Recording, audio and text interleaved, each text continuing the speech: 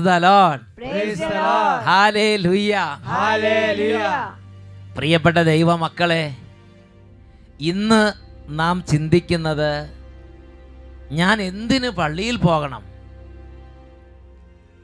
പല നാടുകളിലും പല ദേശങ്ങളിലും പ്രായഭേദ വ്യത്യാസമില്ലാതെ അനേകം ദൈവമക്കളെ ഈ ഒരു കാര്യത്തിൽ സാത്താൻ കബളിപ്പിക്കുകയാണ്. ചില രാജ്യങ്ങളിൽ ചെല്ലുമ്പോൾ ഒരിക്കലും പള്ളിയിൽ പോകാത്ത കത്തോലിക്ക വിശ്വാസികളെ കണ്ടുമുട്ടാറുണ്ട്. അവർ പറയും, I am a Catholic but I am not practising. I am not a practising Catholic. അങ്ങനെ പറയുമ്പോൾ അവർക്ക് യാതൊരു വിഷമവും ഇല്ല. ഞാൻ പള്ളിയിൽ പോകാത്ത ഒരാളാണെന്നോ, ഞാൻ പള്ളിയിൽ പോയി കുമ്പസാരങ്ങളോ കുർബാനകളോ പ്രാർത്ഥനകളോ സ്വീകരിക്കാൻ ഭാഗ്യം കിട്ടാത്തൊരു വ്യക്തിയാണെന്നോ അങ്ങനെ ചിന്തിക്കുക, അത് അവർക്കൊരു കുറവായിട്ട് അവർക്ക് തോന്നുന്നില്ല. അഭിമാനത്തോടെ പറയുകയാണ്, I am not practising, I am not a practising Catholic. അത് വിദേശ നാടുകളിൽ മാത്രമല്ല, നമ്മുടെ എല്ലാ ദേശങ്ങളിലും തന്നെ ചില പ്രത്യേക തരത്തിലുള്ള നുണചിന്തകൾ സാത്താൻ വിതച്ച് അനേകം ദൈവമക്കളെ ദേവാലയ കർമ്മങ്ങളിൽ നിന്നും പള്ളിയിൽ പോകുന്നതിൽ നിന്നും വൈദികരുടെ പ്രാർത്ഥനകൾ സ്വീകരിക്കുന്നതിൽ നിന്നും തടസ്സപ്പെടുത്തിയിട്ടുണ്ട്. എന്നാൽ പ്രിയപ്പെട്ട ദൈവമക്കളെ, നമ്മളിൽ വളരെയധികം ആളുകൾ, പ്രത്യേകിച്ച് മലയാളികളായ വളരെയധികം ആളുകൾ ദേവാലയത്തിലേക്ക് പോകുന്നു, കുർബാന സ്വീകരിക്കുന്നു, വൈദികന്റെ പ്രാർത്ഥന സ്വീകരിക്കുന്നു, തിരുനാളുകളിൽ പങ്കെടുക്കുന്നു, നോമ്പാചരണങ്ങൾ നടത്തുന്നു, വെള്ളിയാഴ്ച മാംസവർജനം നടത്തുന്നു. അങ്ങനെ സഭയോട് ചേർന്ന് നടക്കുന്നതിൽ വളരെ ഉത്സാഹിക്കുന്ന വളരെയേറെ മലയാളികൾ, വിശ്വാസികളുണ്ട്. അതിൻ്റെ കാരണം അവർക്ക് ദൈവവചനപ്രകാരമുള്ള പ്രബോധനം സമയാസമയത്ത് കിട്ടാൻ ദൈവം ഇടവരുത്തി. പല ആളുകളും പള്ളിക്കർമ്മങ്ങളിൽ നിന്നും ആത്മീയ കാര്യങ്ങൾ വിട്ടു നിൽക്കുന്നുണ്ട്. എന്തോ ചില കാരണങ്ങൾ കൊണ്ട് സമയത്ത് അവർക്ക് ലഭിക്കേണ്ട ആത്മീയ പ്രബോധനങ്ങൾ അവർക്ക് ലഭിക്കാതെ പോയി. അതുകൊണ്ട് പ്രിയപ്പെട്ട ദൈവമക്കളെ, ഞാൻ എന്തിന് പള്ളിയിൽ പോകണം എന്നതിനെക്കുറിച്ച് കൂടെ കൂടെ നമ്മൾ ശ്രവിക്കുന്നത് നല്ലതാണ്. പള്ളിയും കുമ്പസാരവും വൈദികനുമായിട്ട് ബന്ധവും ഇടവകയായിട്ട് ബന്ധമൊക്കെ ഉണ്ടായിരുന്ന ഒരു ദൈവ പൈതലിൻ്റെ ജീവിതത്തിൽ വലിയൊരു പ്രശ്നം വന്നു. അദ്ദേഹത്തിൻ്റെ ലിവർ മുഴുവൻ കേടുവന്ന് ആ ലിവറും കൊണ്ട് ഇനി മുമ്പോട്ട് പോകാൻ പറ്റാത്ത സ്ഥിതിയായി. 3 മാസത്തിനുള്ളിൽ മരിച്ചു പോകും എന്ന സ്ഥിതി വന്നു. അപ്പോൾ ഡോക്ടർ പറഞ്ഞു, ഈ കരൾ മാറ്റി വെക്കാൻ 60 ലക്ഷം ഉറുപ്പിക വേണ്ടി വരും. ആ ചേട്ടൻ പറഞ്ഞു, എനിക്ക് 60 ലക്ഷം, അത്ര വലിയ വിലയുള്ള ലിവറും കൊണ്ട് ജീവിക്കാൻ ഞാൻ ഉദ്ദേശിക്കുന്നില്ല എന്ന് പറഞ്ഞ് അദ്ദേഹം നേരെ തിരിച്ചു വന്ന് ഇടവക പള്ളിയിൽ വികാരിയച്ഛൻ്റെ അടുത്തേക്ക് ചെന്നു. അദ്ദേഹത്തിൻ്റെ അനുഭവം നമുക്കൊന്ന് ശ്രദ്ധിക്കാം. എൻ്റെ പേര് കുര്യൻ തോമസ്. ഞാൻ കോതമംഗലം രൂപതയിൽ പുലിയമ്പാറ ഇടവകയിൽ നിന്ന് വരുന്നു. എനിക്ക് 3 വർഷം മുമ്പ് എനിക്ക് ലിവർ പ്രവർത്തിക്കാതെ വരികയും പല ആശുപത്രികളും കയറി കുറേയധികം ടെസ്റ്റുകൾ ചെയ്തു കഴിഞ്ഞപ്പോൾ ലിവർ മാറ്റി വയ്ക്കുക അല്ലാതെ വേറെ മാർഗമില്ലെന്ന് പറയുകയും ലിവർ ട്രാൻസ്പ്ലാന്റേഷൻ അല്ലാതെ വേറെ മാർഗമില്ലാതെ ഡോക്ടേഴ്സ് പറഞ്ഞു. അപ്പോൾ ഞാൻ വിചാരിച്ചു 60 ലക്ഷം രൂപയാണ് അവർ പറഞ്ഞത്. അപ്പോൾ അത്രയും വലിയ തുകയൊക്കെ മുടക്കി ലിവർ മാറ്റി വയ്ക്കുന്നതിനേക്കാൾ ഭേദം മരിക്കുന്നതാണ് എന്നെനിക്ക് തോന്നി. അപ്പോൾ ഞാൻ വിചാരിച്ചു, ദൈവം എനിക്ക് ആയുസ്സ് തരുവാണെങ്കിൽ മാത്രമേ ഞാൻ ജീവിക്കുന്നുള്ളൂ. ഞാൻ പൈസ മുടക്കി മരുന്ന് മേടിച്ചാൽ ഈ ലിവർ വേറെ ആരെയും മേടിച്ചിട്ട് ജീവിക്കുന്നില്ലെന്ന് തന്നെ തീരുമാനിച്ച് ഡിസ്ചാർജ് ചെയ്ത് വീട്ടിൽ വരികയും എൻ്റെ ഇടവക വികാരി അച്ഛനെ വിളിച്ച് ഞാൻ ഒരു തുറന്ന കുമ്പസാരം നടത്തുകയും, അപ്പോൾ അച്ഛൻ എന്നോട് പറഞ്ഞു, മകളെ, നമ്മളിൽ 1-2 പേർ ഒരുമിച്ച് ദൈവത്തോട് ചോദിച്ചാൽ നമുക്ക് കിട്ടാത്തതായിട്ട് ഒന്നുമില്ല. ആ കൂട്ടത്തിൽ അഭിഷേകാഗ്നി എല്ലാ ദിവസവും ഞായറാഴ്ച കാണുകയും നമ്മുടെ വേണ്ടപ്പെട്ട നമ്മുടെ സ്വന്തക്കാരോടെല്ലാവരും വേണ്ടി പ്രാർത്ഥിക്കാൻ പറയുകയും അത് സാക്ഷ്യം ചെയ്യാമെന്ന് സമ്മതിക്കുകയും ചെയ്ത് പ്രാർത്ഥിക്കുക എന്ന് പറഞ്ഞു. അത് വികാരിച്ചൻ ശരിക്കും കുമ്പസാരത്തിൽ തന്നൊരു ഉപദേശമാണ് അതല്ലേ? അതെ. അപ്പൊ ഞാൻ സഹോദരങ്ങളെ, ഈ ചേട്ടൻ എനിക്ക് ഭയങ്കര ഇഷ്ടമായി. നോക്കിയേ, ഞാൻ ദൈവത്തോടൊരു കാര്യം പറഞ്ഞിട്ട് തുറന്ന കുമ്പസാരം നടത്തി. ആ കുമ്പസാരിപ്പിച്ച് അച്ഛൻ പറഞ്ഞ് നമ്മൾ പ്രാർത്ഥിച്ച ദൈവം തരും. എന്നിട്ട് അച്ഛൻ പറഞ്ഞു, അഭിഷേകത്തിന് പ്രോഗ്രാം എല്ലാ ഞായറാഴ്ച രാത്രി 8 ചാനലുണ്ട്. അഭിഷേകത്തിന് പ്രോഗ്രാം കണ്ട് പ്രാർത്ഥിക്കുക, കുടുംബക്കാരോടെല്ലാം ഈ ഒരു പ്രോഗ്രാമിന്റെ സമയത്ത് ഇരുന്ന് പ്രാർത്ഥിക്കാൻ വേണ്ടി പറഞ്ഞു. ഞാൻ പിറ്റേ ദിവസം രാവിലെ അച്ഛൻ എന്നോട് പറഞ്ഞു, വീട്ടിൽ കൊണ്ടുവന്ന് കുർബാനയ്ക്ക് തരാമെന്ന് പറഞ്ഞെങ്കിൽ ഞാൻ പറഞ്ഞു, വേണ്ട അച്ഛാ, ഞാൻ പള്ളിയിൽ ചെന്ന് തന്നെ കുമ്പസാരിച്ച് കുർബാന സ്വീകരിക്കുകയും അതുപോലെ തന്നെ ഞങ്ങളെ വീട്ടിലുള്ള എല്ലാവരും കൂടെ കൂടി അഭിഷേകാഗ്നി ഈ പ്രോഗ്രാമിൽ വന്ന് എൻ്റെ അസുഖം ഭേദമായി കഴിയുമ്പോൾ ഞാൻ സാക്ഷ്യം നൽകാമെന്ന് പറയുകയും ചെയ്തിരുന്നു. ഇപ്പോൾ 3 വർഷമായി എനിക്ക് ഈ അസുഖം അന്ന് തുടങ്ങിയിട്ട്. ഇപ്പോൾ ഈ കഴിഞ്ഞ ഒരു 2-3 മാസം ഓരോ വർഷം ഇങ്ങനെ ടെസ്റ്റ് ചെയ്തെങ്കിലും കഴിഞ്ഞ മാസം ഞാൻ പോയി ഒരു 3-4 പ്രാവശ്യം ടെസ്റ്റ് ചെയ്തു. അപ്പോൾ എൻ്റെ അസുഖം പൂർണ്ണമായിട്ട് മാറുകയും അപ്പോൾ ഞാൻ ഡോക്ടറോട് പറഞ്ഞു എനിക്കിങ്ങനെ സാക്ഷ്യം നൽകാനുണ്ടെന്ന് പറഞ്ഞു. അപ്പോൾ കഴിയുന്ന നേരത്തെ പോയി സാക്ഷ്യം പറയാൻ പറഞ്ഞു. അപ്പോൾ ഡോക്ടർ പറഞ്ഞോ? ഡോക്ടർ എന്നോട് പറഞ്ഞു കഴിയുന്നതും നേരത്തെ പോയി സാക്ഷ്യം നൽകണം എന്ന് പറഞ്ഞു. അപ്പോൾ ഇന്നലെ ഞാൻ ഇന്ന് ഈ അഭിഷേകാഗ്നിയിൽ ഇങ്ങനെ വരാൻ ഈ ഒരു അവസരം കിട്ടിയത് അവിടെയുള്ള ഒരു ദൈവാനുഗ്രഹം എന്ന് പറഞ്ഞാൽ മതി. എനിക്ക് സൗകര്യപ്രദമായിട്ട് ഇന്നലെ ഒരു വണ്ടി കിട്ടുകയും ഇവിടെ ഇത് വരാൻ കൂടുകയും. നോക്ക സഹോദരങ്ങളെ, ഡോക്ടേഴ്സ് ഒരു പ്രതീക്ഷയില്ലാത്ത രീതിയിൽ പറഞ്ഞിരുന്നു അല്ലേ? അല്ല, ഞാൻ 3 മാസത്തിൽ കൂടുതൽ ജീവിക്കില്ല എന്ന് എൻ്റെ ആദ്യത്തെ ഡോക്ടർമാർ പറഞ്ഞു. 3 മാസത്തിൽ കൂടുതൽ ലിവർ മാറ്റി വെച്ചില്ലെങ്കിൽ ജീവിക്കില്ല എന്ന് പറഞ്ഞ ദാസനാണ് ഇപ്പോൾ വന്ന് നിൽക്കുന്നത്. 3 മാസത്തിൽ കൂടുതൽ ജീവിക്കില്ല എന്ന് വിധി എഴുതിയതാണ്. യേശുവേ, ദൈവം നടത്തിയ വഴികൾ നോക്കും സഹോദരങ്ങൾ. ഈ ചേട്ടൻ ഒരു തുറന്ന കുമ്പസാരം നടത്താൻ തോന്നി. ആത്മാവ് തോന്നിക്കുന്ന കാര്യങ്ങൾ അങ്ങോട്ട് ചെയ്യണം. അപ്പോൾ കുമ്പസാരത്തിനോട് അച്ഛനൊരു ഉപദേശം കൊടുത്ത് അതെന്തായി ഒരു അനുഗ്രഹമായിട്ടൊക്കെ മാറി. അഭിഷേകത്തിന് പുറകെ കുടുംബം മുഴുവൻ കണ്ട് പ്രാർത്ഥിച്ചു. ഈശോ ആയുസ് നീട്ടി നൽകുമെന്ന് ബൈബിളിൽ പറഞ്ഞിരിക്കുന്ന വചനങ്ങൾ ഈ ദാസന്റെ ജീവിതത്തിൽ നിറവേറിയിരിക്കുക. കൈ ഉയർത്തി കൈയടിച്ച്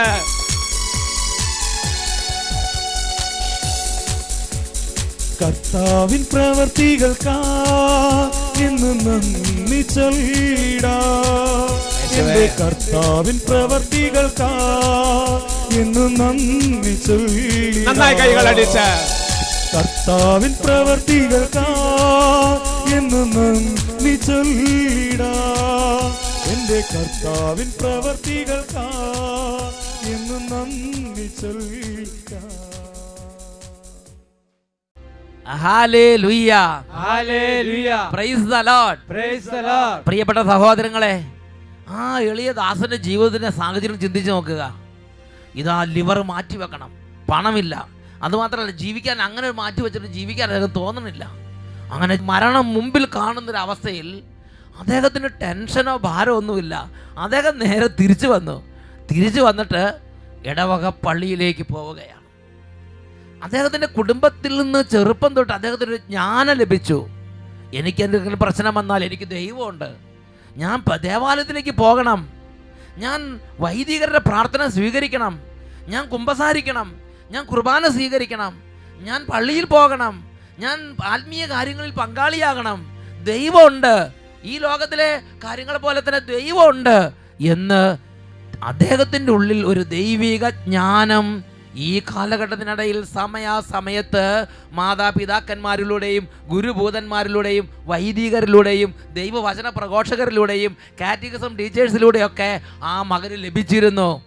അതുകൊണ്ട് അദ്ദേഹത്തിൻ്റെ ആ ഒരു ജീവിത പ്രദർശനത്തിൽ അദ്ദേഹം നേരെ ഇടവക വികാരിയുടെ അടുത്തേക്ക് പോയി.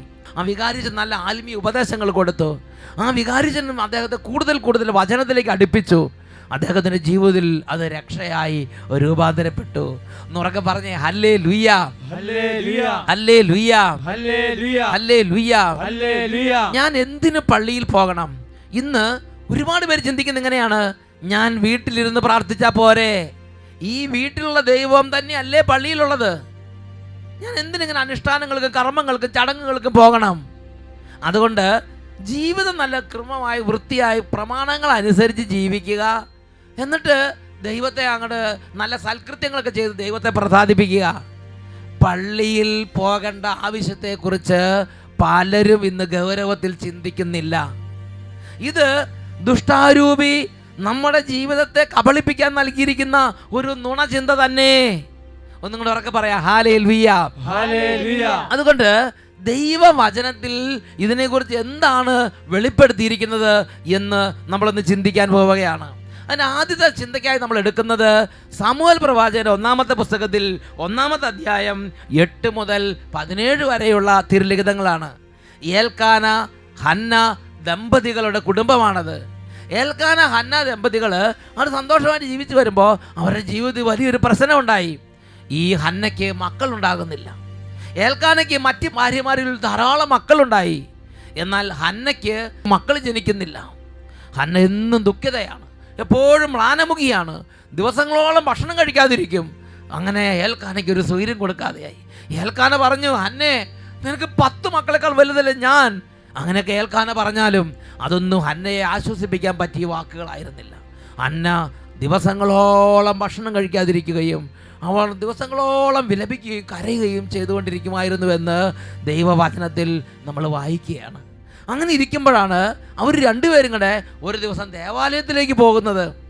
ദേവാലയത്തിലേക്ക് ചെന്നപ്പോൾ ദേവാലയം കണ്ടപാടെ ഈ ഹന്ന ദേവാലയത്തിനുള്ളിലേക്ക് കയറി അങ്ങോട്ട് വാ വിട്ട് നിലവിളിക്കാൻ തുടങ്ങി.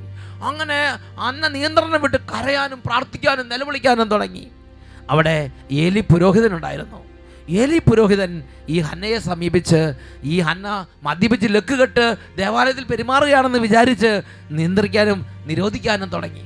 അപ്പോൾ ഹന്ന ആ ദേവാലയത്തിലെ പുരോഹിതനോട് പറഞ്ഞു, അതാണ് 16-ാമത്തെ വാക്യം, ഈ ദാസിയെ അധപ്പതിച്ചവളായി വിചാരിക്കരുതേ, അത്യധികമായ ഹൃദയവ്യഥയും ദുഃഖവും മൂലമാണ് ഞാൻ ഇതുവരെ സംസാരിച്ചത്. അപ്പോൾ ഏലി പുരോഹിതൻ പറഞ്ഞു, സമാധാനമായി പോവുക, ഇസ്രായേലിൻ്റെ ദൈവം നിന്റെ പ്രാർത്ഥന സാധിച്ചു തരട്ടെ. അവൾ പ്രതിവചിച്ചു, ഈ ദാസിക്ക് അങ്ങയുടെ കൃപാ കടാക്ഷമുണ്ടാകട്ടെ. എന്താ അതിൻ്റെ അർത്ഥം? ഏലി പുരോഹിതൻ അവിടെ നിന്ന് പറയുകയാണ്, സമാധാനമായി പോവുക, ഇസ്രായേലിൻ്റെ ദൈവം നിന്റെ പ്രാർത്ഥന സാധിച്ചു തരട്ടെ. ഹന്ന ആ പ്രാർത്ഥന സ്വീകരിക്കുകയാണ്, ആ ആശംസ സ്വീകരിക്കുകയാണ്, ആ പുരോഹിതന്റെ ബ്ലെസ്സിങ്, ആ പുരോഹിതന്റെ അനുഗ്രഹം സ്വീകരിക്കുകയാണ്. ഈ ദാസിക്ക് അങ്ങയുടെ കൃപാ കടാക്ഷം ഉണ്ടാകട്ടെ. പ്രിയപ്പെട്ട ദൈവമക്കളെ, നാം ദേവാലയത്തിലേക്ക് പോകണം, വൈദികരുടെ പ്രാർത്ഥനകൾ സ്വീകരിക്കണം, ആത്മീയ കാര്യങ്ങളിൽ പങ്കുചേരണം, കുംഭസാരം, കുർബാന ഇങ്ങനെയുള്ള കാര്യങ്ങളിൽ പങ്കുചേരണം. അതിന് വിലയുണ്ട്. ഈ ഒരു ജ്ഞാനം ചെറുപ്പം മുതലേ ദൈവാനുഗ്രഹത്താൽ ഹന്നയുടെ മനസ്സിലുണ്ടായിരുന്നു. അതുകൊണ്ട് ആ പുരോഹിതന്റെ വാക്കുകൾക്ക് വിലയുണ്ടെന്ന് ഈ ഹന്നയ്ക്ക് അറിയാം. ഈ ഹന്ന പറഞ്ഞു, യെസ് ലോർഡ്, എനിക്ക് അങ്ങയുടെ കൃപാ കടാക്ഷം വേണം. അതിന് ദൈവം മറുപടി കൊടുത്തു. മക്കളെ, ദൈവം അതിന് മറുപടി കൊടുത്തു. അതാണ് തുടർന്ന് നമ്മൾ കാണുന്നത്. 19-ാമത്തെ വാക്യത്തിൽ വായിക്കുന്നത് ഇങ്ങനെയാണ്, ഏൽക്കാനയും കുടുംബവും അതിരാവിലെ എഴുന്നേറ്റ് കർത്താവിനെ ആരാധിച്ചതിന് ശേഷം റാമായിലുള്ള തങ്ങളുടെ ഗൃഹത്തിലേക്ക് മടങ്ങി. ഏൽക്കാന ഹന്നയെ പ്രാപിക്കുകയും കർത്താവ് അവളെ അനുസ്മരിക്കുകയും ചെയ്തു. അവൾ ഗർഭം ധരിച്ച് ഒരു പുത്രനെ പ്രസവിച്ചു. ഏൽക്കാന ഹന്നയെ പ്രാപിച്ചു, കർത്താവ് അവളെ അനുസ്മരിച്ചു. നിങ്ങളൊന്ന് ചിന്തിച്ച് നോക്കുക. ഈ ഹന്ന മക്കളില്ലാതെ ഇത്രയും വർഷങ്ങൾ കരഞ്ഞു നിലവിളിച്ചിരുന്നപ്പോൾ ഹന്നയുടെ പ്രാർത്ഥന ദൈവസന്നിധിയിലേക്ക് ഉയർന്നില്ലേ? എത്രയോ കണ്ണുനീരോടെ ഈ ഹന്ന പ്രാർത്ഥിച്ചിട്ടുണ്ടാവും. യാക്കോബ് ശ്ലീഹയുടെ ലേഖനം 5:13, നിങ്ങളുടെ ഇടയിൽ ദുരിതം അനുഭവിക്കുന്നവൻ പ്രാർത്ഥിക്കട്ടെ. അത് തന്നെയാണ് ഹന്ന ചെയ്തത്. ബാക്കി ഭാര്യമാരിലെല്ലാം ഏൽക്കാനൊക്കെ ഇഷ്ടം പോലെ തുരുതുരാന്ന് മക്കള്. അവരുടെ ഇടയിൽ ഈ ഹന്ന സഹിച്ചു നിൽക്കുമ്പോൾ ഹൃദയം നൊന്ത് കരഞ്ഞ് കണ്ണുനീർ പുഴയൊഴുക്കി ഹന്ന പ്രാർത്ഥിച്ചിട്ടുണ്ട്. കരഞ്ഞുള്ള പ്രാർത്ഥനയ്ക്ക് വലിയ വിലയുണ്ടെന്ന് നമുക്കറിയാം. എന്നിട്ട് ഇത്രയും വർഷങ്ങൾ പ്രാർത്ഥിച്ചിട്ട് ഈ ഹന്നയുടെ പ്രാർത്ഥനയ്ക്ക് ഉത്തരയില്ല. ഈ ഹന്നയുടെ പേരൻസ് ഈ ഹന്നയ്ക്ക് വേണ്ടി എത്രയോ കരഞ്ഞ് നിലവിളിച്ച് പൊട്ടിക്കരഞ്ഞ് പ്രാർത്ഥിച്ചിട്ടുണ്ടാവും. ഉപവാസം എടുത്ത്, ത്യാഗം എടുത്ത്, പരിഹാരം ചെയ്ത്, തീർത്ഥാടനം ചെയ്ത്, അന്നത്തെ രീതിയിലുള്ള എല്ലാ ആത്മീയ മാർഗങ്ങളും അവലംബിച്ച് ഹന്നയുടെ പേരൻസ് ഹന്നയ്ക്ക് വേണ്ടി എത്രയോ കരഞ്ഞ് പ്രാർത്ഥിച്ചിട്ടുണ്ടാവും. ഹന്നയെ അറിയാവുന്ന എത്ര സ്നേഹിതരും ബന്ധുക്കളും മിത്രങ്ങളും പ്രാർത്ഥിച്ചിട്ടുണ്ടാവും. അനേകരുടെ മധ്യസ്ഥ പ്രാർത്ഥനയ്ക്ക് നോ റിസൾട്ട്, ഒരു മറുപടിയില്ല. എന്നാൽ ദേവാലയത്തിൽ കുറച്ച് പ്രാർത്ഥന, അവിടെ വൈദികന്റെ സാന്നിധ്യം, പുരോഹിതന്റെ ബ്ലെസ്സിങ്, നിന്റെ പ്രാർത്ഥന ദൈവം കേൾക്കും. ഹന്ന അത് സ്വീകരിക്കുന്നു. യെസ് ലോർഡ്, എനിക്ക് അങ്ങയുടെ കൃപാകടാക്ഷം വേണം. സ്വീകരിക്കുന്നു. നോക്കുക, കാര്യങ്ങൾക്ക് അത്ഭുതകരമായി വ്യത്യാസം ഉണ്ടായി. ഏൽക്കാന ഹന്നയെ പ്രാപിക്കുകയും കർത്താവ് അവളെ അനുസ്മരിക്കുകയും ചെയ്തു. Price the Lord, praise the Lord, hallelujah, hallelujah. പ്രിയപ്പെട്ട മക്കളെ, ദേവാലയത്തിലേക്ക് പോകുന്നതിനും തിരുനാൾ കൂടുന്നതും നേർച്ചകൾ പൂർത്തിയാക്കുന്നതും വൈദികന്റെ അരികിൽ കാര്യങ്ങൾ സംസാരിക്കുന്നതും വൈദികന്റെ പ്രാർത്ഥനകളും ആശീർവാദങ്ങളും സ്വീകരിക്കുന്നതും ദേവാലയ കർമ്മങ്ങളിൽ പങ്കുചേർന്ന് ദൈവത്തിന്റെ അനുഗ്രഹത്തിന് പാത്രീഭൂതമാകുന്നതും ഒരു നിസ്സാര കാര്യമല്ല. ദേവാലയവും വൈദികരും പള്ളിയും പട്ടക്കാരും ആത്മീയ കാര്യങ്ങളെല്ലാം ദൈവം സ്ഥാപിച്ചിരിക്കുന്നത് നമ്മുടെ കുടുംബങ്ങളിൽ അനേക കാലങ്ങളായി അനേകർ നോക്കിയിട്ട് നടക്കാത്ത പല തീരാ ദുഃഖങ്ങളെ മായിച്ചു കളയുന്നതിന് വേണ്ടിയാണ് ദൈവം പൗരോഹിത്യവും ദേവാലയവും ദേവാലയ കർമ്മങ്ങളും സ്ഥാപിച്ചിട്ടുള്ളത്. ഒരു വ്യക്തിയുടെ അനുഭവം നിങ്ങളുടെ മുമ്പിലേക്ക് ഞാൻ കൊണ്ടുവരാം. ഞങ്ങൾ ഇരട്ടിക്കടുത്ത പെരിങ്കിരി ഇടവകയിൽ നിന്ന് വരുന്നു. എൻ്റെ മോളുടെ സൗഖ്യത്തിൻ്റെ സാക്ഷ്യം പറയാനാണ് ഞങ്ങൾ വന്നത്. അവളുണ്ടായപ്പം മയോക്ലോണിക് സീഷർ എന്ന് പറയുന്ന ഒരു അസുഖമായിരുന്നു. അത് ബ്രെയിനിൽ എപ്പോഴും ഞെട്ടലുണ്ടായിക്കൊണ്ടിരിക്കും. അങ്ങനെ ഉണ്ടായിട്ടുണ്ടെങ്കിൽ ബുദ്ധിയും ശാരീരികമായിട്ടും കാഴ്ചയും എല്ലാ കഴിവുകളും നഷ്ടപ്പെട്ടു പോകുന്ന ഡോക്ടർ പറഞ്ഞു. 70% വരെ രക്ഷപ്പെടാൻ സാധ്യതയില്ലെന്ന് പറഞ്ഞിരുന്നു. അതിനുശേഷം ഞങ്ങൾ ബാംഗ്ലൂർ നിമാൻസിൽ ട്രീറ്റ്മെൻറ്റിന് പോയി. അവിടെ ചെന്നപ്പോൾ ഡോക്ടർ പറഞ്ഞു അതിനൊരു ഇഞ്ചക്ഷൻ മാത്രമേ ഉള്ളൂ, അതുകൊണ്ട് മാറുമെന്നൊരു ഉറപ്പുമില്ല, നമുക്ക് പരീക്ഷിച്ച് നോക്കാമെന്ന് പറഞ്ഞു. അപ്പോഴാണ് 2011 എഡൂർ കൺവെൻഷൻ അഭിഷേകാഗ്നി കൺവെൻഷൻ നടന്നത്. അപ്പോൾ മോൾക്ക് 8 മാസമായി. 8 മാസമായിട്ട് കൂടി വിളിച്ചാൽ മുഖത്ത് നോക്കുകയോ ചിരിക്കുകയോ ഒരു പ്രതികരണവും ഇല്ലാതെ കിടക്കുകയോ മാത്രമേ ഉണ്ടായിരുന്നുള്ളൂ. അവിടെ അച്ഛൻ വട്ടായിലച്ഛൻ ചൊല്ലിയ കുർബാനയിൽ പങ്കെടുത്ത് അച്ഛൻ മോളുടെ തലയെ കൈവച്ച് പ്രാർത്ഥിച്ചു. അതിനുശേഷം അവളുടെ ഞെട്ടൽ നിന്നു. ഇപ്പോൾ 9-ാം മാസം മുതൽ അവൾ പ്രതികരണങ്ങളുണ്ടായി, ചിരിച്ചു, ഇപ്പോൾ ഓടി നടന്നു, സംസാരിക്കാനും തുടങ്ങി. യേശുവേ നന്ദി, യേശുവേ സ്തുതി. ഹല്ലേലൂയ.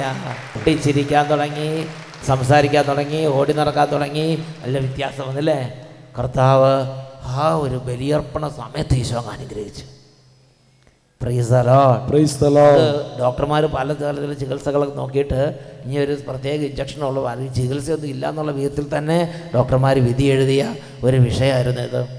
പക്ഷേ ആ ഒരൊറ്റ കുർബാനയിൽ ഈശോ അവിടെ സൗഖ്യം കൊടുത്തു.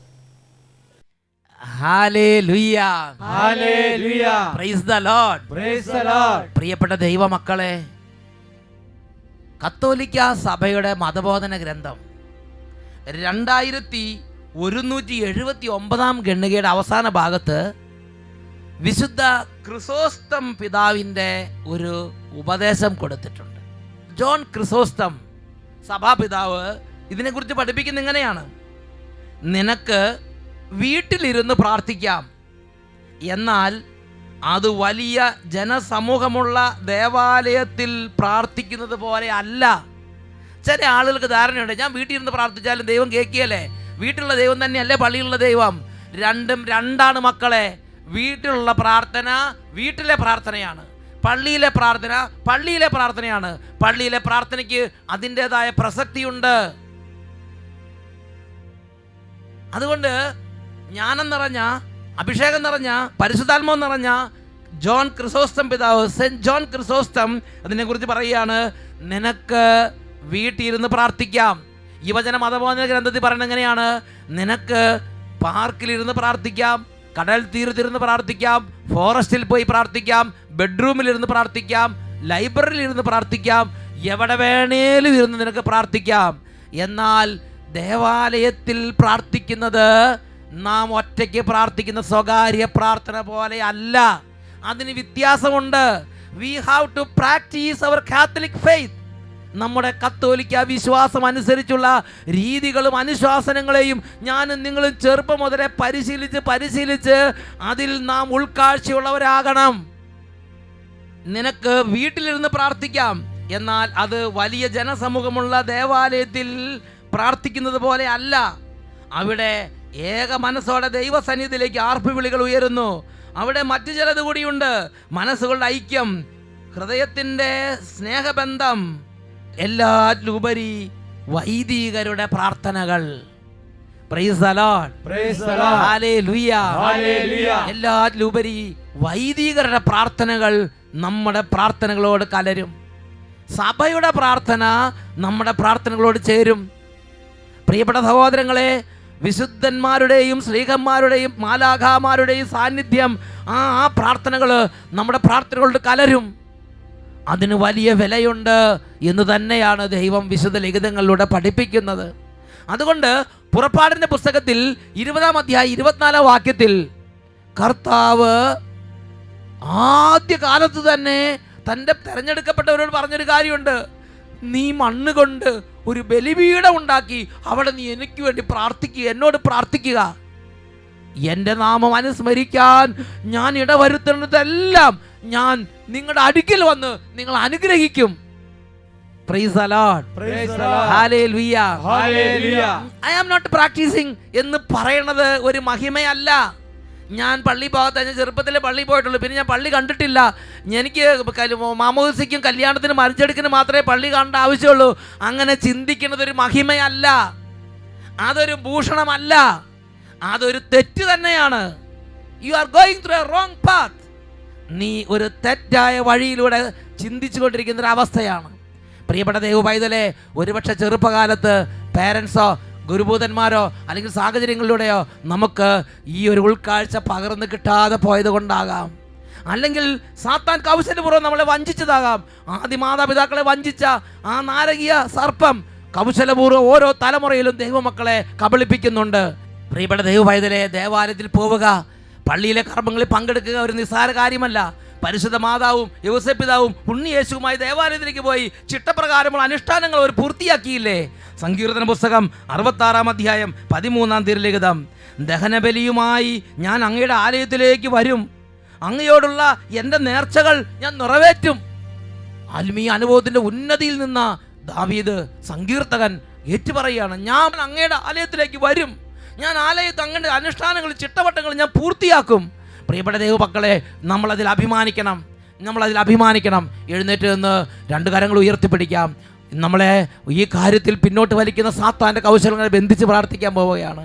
നിങ്ങളുടെ കുടുംബത്തിൽ ഏതെങ്കിലും ദൈവപൈതൽ അങ്ങനെയുള്ള ആത്മീയ കാര്യങ്ങൾ വിട്ടു നിൽക്കുന്നുണ്ടെങ്കിൽ ആ ദൈവപൈതലിൻ്റെ പേര് പറഞ്ഞ് മക്കളെ ഇപ്പോൾ പ്രാർത്ഥിച്ചു കൊള്ളുക.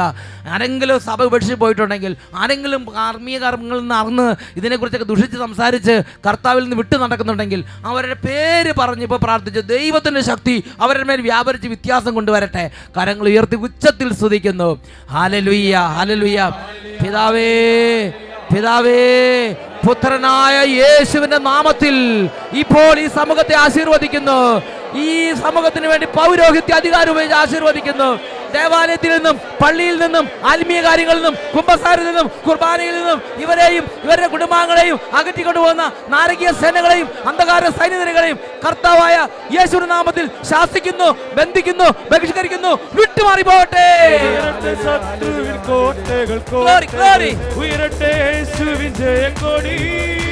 യേശു നാമത്തിൽ വിട്ടുപോവുക.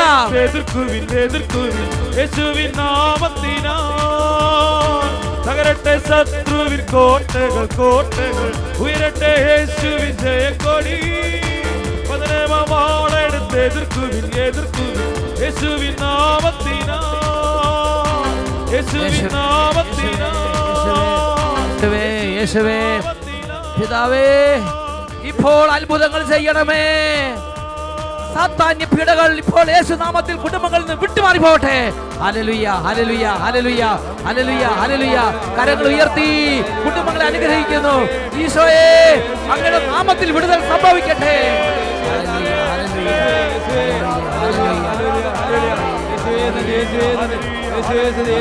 ആരാധന. യേശുവേ നന്ദി, യേശുവേ സ്തുതി, യേശുവേ ആരാധന. Praise the Lord. Praise the Lord. Hallelujah. Hallelujah.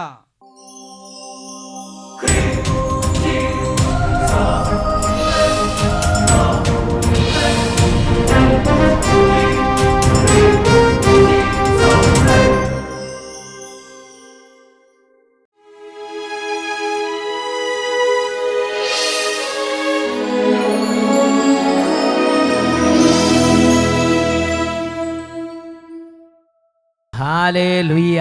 Hallelujah. പ്രിയപ്പെട്ട ദൈവമക്കളെ, ദേവാലയത്തെക്കുറിച്ചും പള്ളിയിലെ കർമ്മങ്ങളെക്കുറിച്ചും വൈദികരുടെ ശുശ്രൂഷകളെക്കുറിച്ചും ഉൾക്കാഴ്ചയുണ്ടായിരുന്ന ഒരു കുടുംബം UK നിന്ന് വന്ന് സാക്ഷ്യം പറഞ്ഞെന്ന് ഓർക്കുകയാണ്. ആ കുഞ്ഞിന് ജനിച്ചപ്പോൾ തൊട്ട് മാരകമായ രോഗങ്ങൾ, അപ്പോൾ കേരളത്തിലുണ്ടായിരുന്ന അവരുടെ ഗ്രാൻഡ് പാരൻസ് ആ കുട്ടിയുടെ ഒരു ഫോട്ടോ എടുത്ത് അഭിഷേകാഗ്നി പ്രാർത്ഥന നടക്കുമ്പോൾ പരിശുദ്ധ കുർബാനയുടെ ആശീർവാദത്തിന് തൊട്ട് മുമ്പ് ഒരു കസേരയിട്ട് ആ കസേരയിലേക്ക് ആ കുട്ടിക്ക് പകരം ഫോട്ടോ വെച്ച്, കർത്താവേ എൻ്റെ ഗ്രാൻഡ് ചൈൽഡിന് ഇങ്ങനെ ബുദ്ധിമുട്ടുണ്ട്, ഞങ്ങളുടെ മക്കളെ രക്ഷിക്കണമെന്ന് പറഞ്ഞ് പൊട്ടിക്കരഞ്ഞ് നിലവിളിച്ചു. അതിനുശേഷം ആ കുടുംബം UK നിന്ന് വന്ന് കുട്ടിയെ വിദഗ്ധ ചികിത്സയ്ക്കായി ഹോസ്പിറ്റലിൽ കാണിച്ചു. അപ്പോൾ അവർക്ക് കിട്ടിയ റിസൾട്ട് ആ കുട്ടിയുടെ രോഗം പരിപൂർണമായ ശരീരത്തിൽ നിന്ന് അപ്രത്യക്ഷമായിട്ടുള്ളതാണ് ആ ഫാമിലിക്ക് ഡോക്ടേഴ്സ് നൽകിയ റിപ്പോർട്ട്. പ്രിയപ്പെട്ട ദൈവങ്ങൾ, അത്രമാത്രം ശക്തിയുണ്ട് ഇപ്പോൾ ഈ പ്രാർത്ഥനയ്ക്ക്. പരിശുദ്ധ കുർബാന ഉയർത്തി ആശീർവദിക്കുമ്പോൾ വലിയ നഗളത്തിലും വലിയ അഹങ്കാരത്തിലും നിൽക്കാതെ എത്രമാത്രം ഹൃദയ എളിമയോടെ കർത്താവിൻ്റെ നാമം വിളിച്ചപേക്ഷിക്കാമോ അത്രയും ഉച്ചത്തിൽ വിളിച്ചപേക്ഷിക്കുക. കൃപ നിറയും, അഭിഷേകം നിറയും, വിശ്വാസം നിറയും, വിശുദ്ധി കൊണ്ട് അനുഗ്രഹിക്കും. ശുശ്രൂഷ കൃപകൾ കർത്താവ് നൽകും, രോഗങ്ങൾ സുഖപ്പെടുത്തും, ആത്മീയ മേഖലകൾ കർത്താവ് തഴച്ച് വളരെ ഇടവരുത്തും. കരങ്ങൾ ഉയർത്തിപ്പിടിക്കുക, ഉച്ചത്തിൽ സ്തുതിക്കുന്നു. Hallelujah, hallelujah.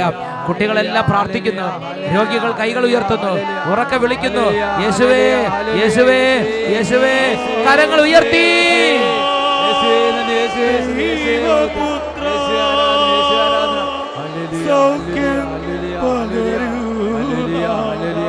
രണ്ട് കരങ്ങൾ ഉയർത്തി ഉച്ചത്തിൽ വിളിക്കുന്നു.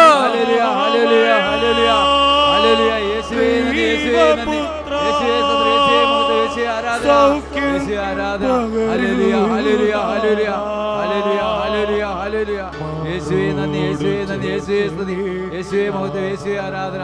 Hallelujah, hallelujah, hallelujah.